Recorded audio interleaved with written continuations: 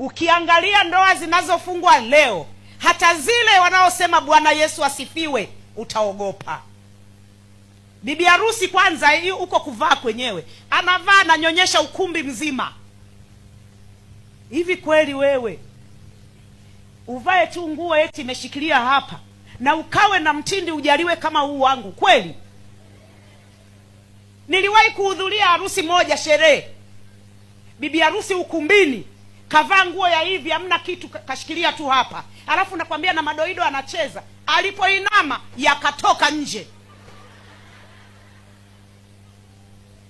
kanyonyesha ukumbi mzima. Unatafuta nini? Wewe ni mtoto wa Mungu. Kwa nini usivae shera yako ya adabu? Kwa nini usivae vizuri kwa heshima? Na huko kucheza wanakochezaga ukumbini, je, unajua huwa inatokea hivi baada ya ndoa kufungwa, na Yesu na yeye anataka kuja ukumbini, lakini mara nyingi bibi harusi na bwana harusi huwa wanamuuliza Yesu, na we unaenda wapi Yesu? Na mimi nataka kuja kwenye sherehe. Tunayofanya ukumbini wewe ya kuhusu, baki hapa hapa.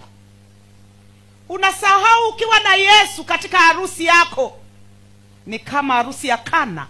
Yesu ana uwezo wa kubadilisha maji kuwa divai na ukaishi kwa furaha. Usimwache Yesu kwenye sherehe yako. Chakula chako cha kwanza, usiku wako wa kwanza kulala na mkeo, alafu Yesu unamweka pembeni. Unatarajia maishani yawepo. Wewe utakapooa, oa kama mwana na binti wa Mungu. Mkaribisheni Yesu kwenye sherehe yenu. Kuna vitu watu navifanya na Yesu anaondoka.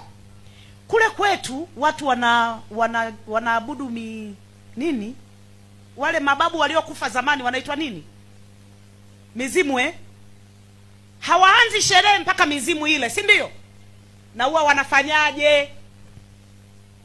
Ili mizimu ile kwenye sherehe huwa wanaifanyaje? Wanawamwagia chakula chini, si ndio? Na pombe au togwa wanamwaga chini. Na nyewe ile shampeni kumwagika huwa mnajua ni nini?